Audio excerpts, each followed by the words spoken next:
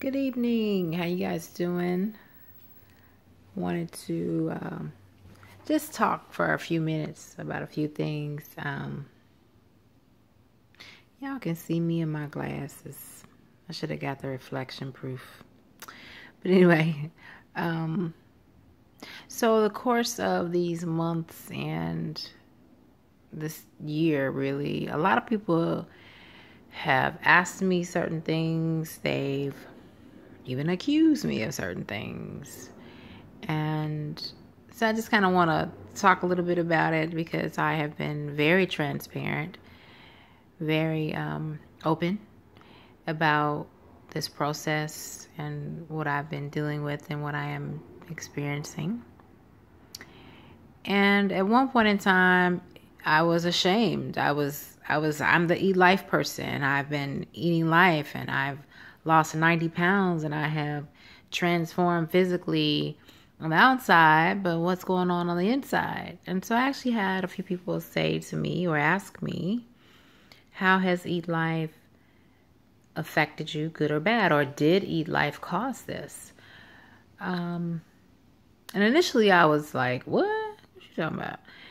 Actually, Eat Life and what I've been doing for the last 3 years, going on 4, has been the greatest and biggest blessing of all. Because if I had not lost 90 pounds and I was in this diagnosed, right? What they say and what I know God says is in a bad situation. The 2 falls that I suffered in the hospital due to hospital negligence had this happen in February and I still weighed those 90 pounds, I would not be able to or have been able to recover as quickly in some way, shape, form, or fashion if I was still at the weight that I was. Nor would I be able to go up and down these stairs in this brownstone successfully, slow but sure, and successfully 57 up and 57 down. And that's not including the other steps I have to take to get around New York City with the rollator walker, etc. So Eat Life has actually saved my life. And it has been such a question mark in the minds of the medical professionals because they think and thought long before now I should have been in a wheelchair, like stuck, not just using one temporarily, but in a wheelchair bound. That's your lot. That's your fate. That's your destiny. A lie. So because I have taken such great consciousness in what I eat and how I treat my body, I have been able to actually prolong anything that may have come if I had not. And so these doctors are wondering and walking around with question marks like, what is she doing? And how is it that she hasn't been treated until now? It'll be a year come June 13th-ish that I was given the diagnosis of MS.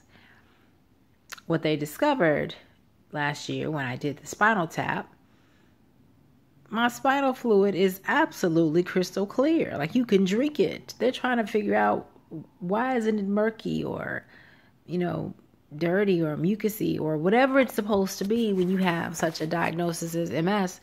And all I can say to them is, eat life. And eat life is not just physical food, but it's what we do spiritually. What are we eating mentally, emotionally, and spiritually?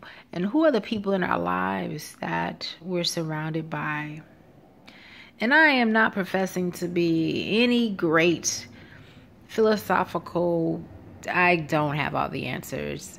I only have the answers that the Lord has given me. And that is 3 years ago, I asked him, I said, Lord, help me to know what to do for my body.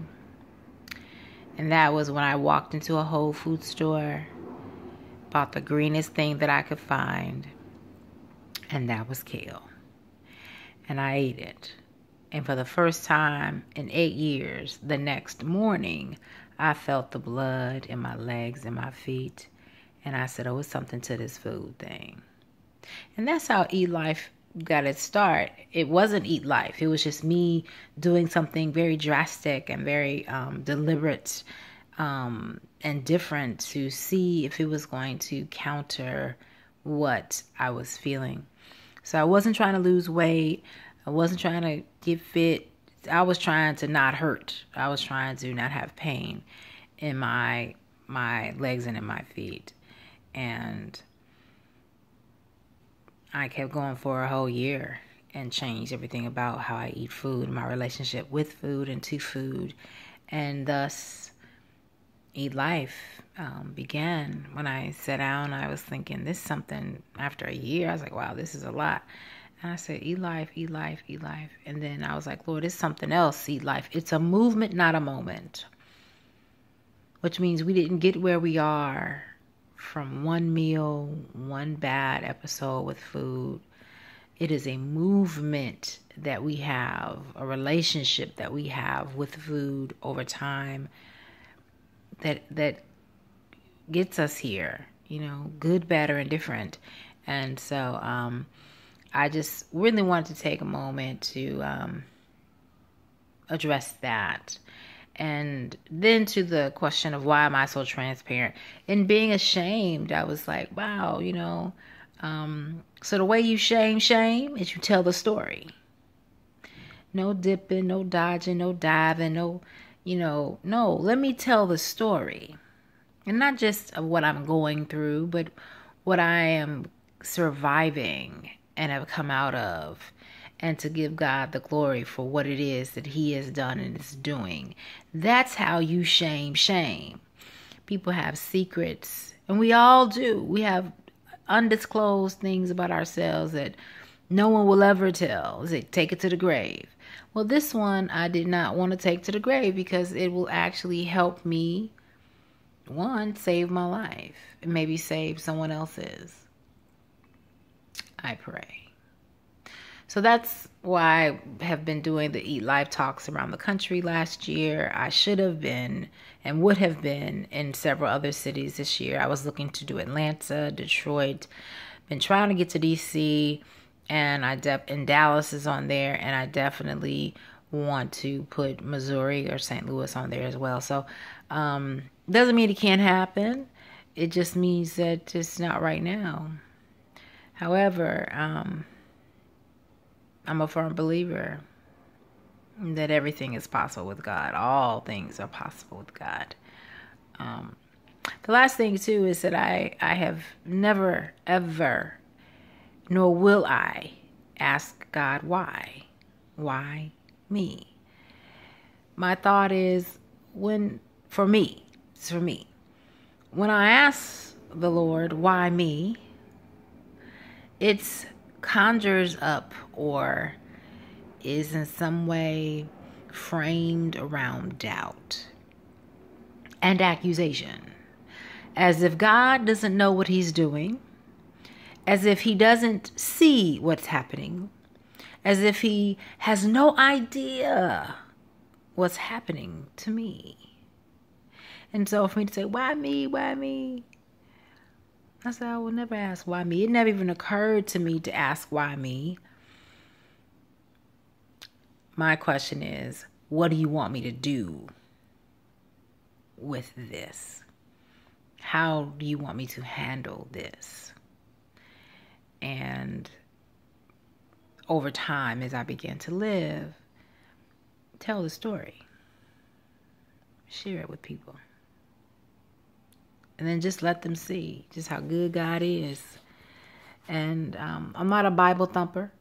I'm not a, we got to go to church and nah, I'm not one of those people. But I do believe that God is who He said He is. And He is not a man that He should lie. So I'm excited. I'm encouraged further about what's to come. getting back to Chicago, getting back to a place of healing and health and wholeness and love and community. And just being in a warm city. When I say warm, I don't mean temperature-wise, just warm energy of people and family and friends.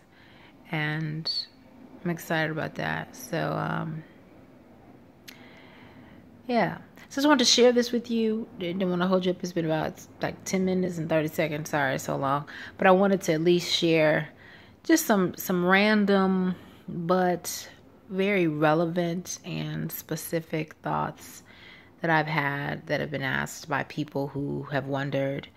And I hope it answers some questions. I hope it sheds a little more light on what all of this is about, from Eat Life to this with my physical body, etc. And so if you have another question or thought or whatever, feel free to inbox me on Facebook or to if you have my number, text me. You can call me. I'm open, So, like I said, transparent and as see-through as Saran wrap, and that won't change. That won't change. So, I'm an open book. Ask a question. More than likely, I'll answer it. So, thank you for listening. I hope you guys had a great day. Again, sorry about these glasses. The reflection, you can see me seeing you see me in my glasses, but anyway, it's just the